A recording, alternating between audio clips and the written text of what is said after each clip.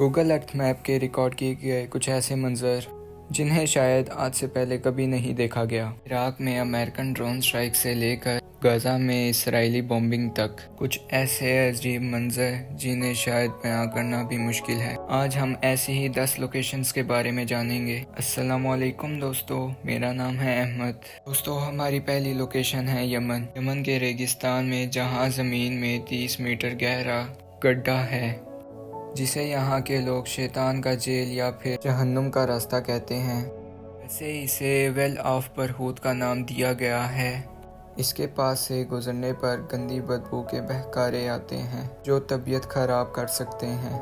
आज से पहले किसी को भी ये मालूम नहीं था कि इसमें क्या है। हाल ही में कुछ केव्स एक्सप्लोरर्स ने इसके अंदर जाने का फैसला किया।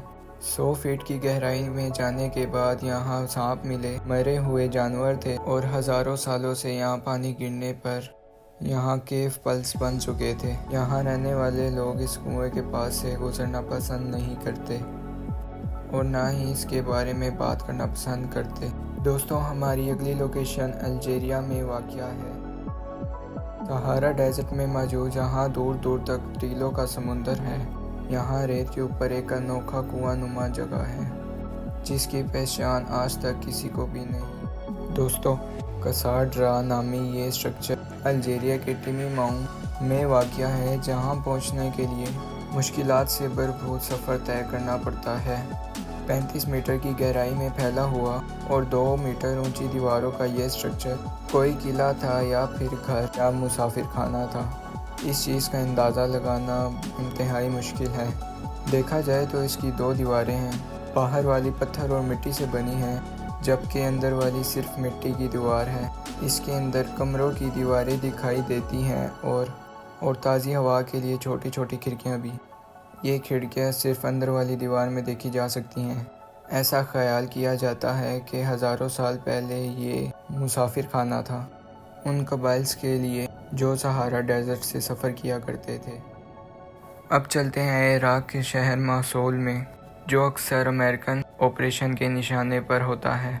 2016 और 2017 में यहाँ ISIS के खिलाफ बैटल ऑफ मसूल चल रही थी, जिसमें US military MQ-9 Raptor drone से ISIS के ठिकानों पर हमले कर रही थी।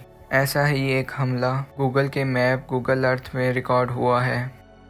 19 जनवरी 2017 में ली गई फ़ोटो में इग्रिस रिवर के ऊपर एक ड्रोन देखा जा सकता है। ये ड्रोन किस मकाम पे हमला करेगा, इस चीज़ का इशारा हमें सैटेलाइट की अगली फ़ोटो में मिलता है। चंद दिनों बाद 24 जनवरी 2017 में ली गई।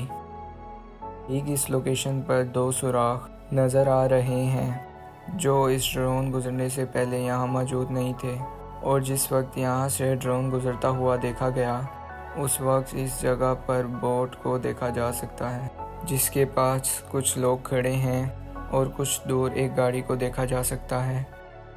19 जनवरी की फ़ोटो में यहाँ एक सुराख नज़र आ रहा है, मगर 14 दिन पहले 5 जनवरी की इस फ़ोटो में यहाँ कोई सुराख नहीं था। अब आपको एक ऐसे आइलैंड पर लेके चलते हैं जहाँ कुछ अनोखे स्पॉट सैटेलाइट की इमेज में रिकॉर्ड हुए हैं। नॉर्थ ईस्ट अफ्रीका के एडिट्रिया में वाक़या नॉर्थ सी में कई 100 आइलैंड्स मौजूद हैं। उनमें से ही एक छोटा आइलैंड जिसका साइज़ 500 मीटर्स बाय 300 मीटर्स है, इसमें कुछ अजीब स्पॉट्स वाक़या देखे जा सकते हैं। अगर आसपास के दूसरे आइलैंड्स में देखा जाए तो यहाँ किसी किस्म के कोई निशानात वाक़या नहीं हैं, तो सिर्फ इसी आइलैंड में हज़ारों की तादाद में ये स्पॉट्स किस चीज़ के हैं। इस आइलैंड पे ना कोई आबादी है, ना पास्ट में कभी रही है, और बहुत सारी इंटरनेट से रिसर्च करने के बाद पता चला कि यहाँ टर्टल्स की 5 किस्में पाई जाती हैं। जब टर्टल को अपने अंडे देने होते हैं वो ज़मीन की सतह पर आ जाते हैं, ज़मीन में सुराख कर कर उसमें अपने अंडे देते हैं। क्योंकि ये आइलैंड किसी भी ह्यूमन एक्टिविटी से पाक है, और शायद यही वजह है कि टर्टल्स अपने यहाँ आकर बिल खोदते हैं। मोरक्को में मौजूद ये पावर स्टेशन इतना बड़ा है कि ये स्पेस से भी आसानी से नज़र आता है। नूर सोलर पावर स्टेशन टोटल 4500 एकड़ पर बना हुआ है, जिसमें 2 प्लांट तो सोलर पैनल से पावर बनाते हैं जबकि एक कंसंट्रेटिंग सोलर प्लांट है। इसमें एक काफ़ी ऊंचा सेंट्रल टावर होता है जिसका शैडो भी दिख रहा है और इसके इर्द गिर्द हज़ारों मिरर्स लगाए गए हैं। ये मिरर्स सूरज के साथ अपनी पोजीशंस को सनलाइट के मुताबिक टावर के ऊपर रिफ्लेक्ट करते हैं। इस टावर के ऊपर मोल्टन सॉल्ट होता है जो गर्म होकर टरबाइन चलाता है और फिर इलेक्ट्रिसिटी जनरेट होती है। ये दुनिया का सबसे बड़ा कंसंट्रेटिंग सोलर प्लांट है जो सैटेलाइट से देखने पर काफ़ी अनोखा मालूम होता है। साउथ अफ्रीका की इस लोकेशन पर भरे जंगलात से ये रिवर गुजरता है, कोंगो रिवर। अगर हम 2017 की सैटेलाइट इमेज देखें तो यहाँ रिवर के किनारे पर कोई स्ट्रक्चर तैरता हुआ नज़र आता है। क्या थी ये चीज़ जो सिर्फ 2017 में ही नज़र आई? ये पिक्चर इतनी ज़्यादा क्लियर नहीं है कि इस पिक्चर को जूम किया जा सके। मेटा एआई से पूछने पर पता चला कि ये कोल माइनिंग का फ्लोटिंग डेक है। कोंगो में रिवर के किनारे पर ये इनलीगल गोल्ड माइनिंग बहुत आम काम है। यहाँ बहते हुए पानी में मिनरल्स के साथ साथ गोल्ड का पाउडर भी पाया जाता है। ये माइनिंग प्लांट पानी में मौजूद रेत को फिल्टर करके उसमें से गोल्ड निकाला जाता है। 1830 की शक्ति की वजह से ये फ्लोटिंग टैंक पोर्टेबल होते हैं। 1-2 महीने सोने की माइनिंग के बाद ये लोग इसे असेंबल कर कहीं और शिफ्ट कर जाते हैं। हमारी अगली लोकेशन जापान के ईस्ट में वाक़िए बेरिंग सी है, जहाँ पर रशियन टेरिटरी में रिमोट आइलैंड मौजूद है। यह आइलैंड करीबी इनलैंड सिटी से चंद हज़ार किलोमीटर दूर है, जहाँ पर इंसानों की कोई आबादी मौजूद नहीं है।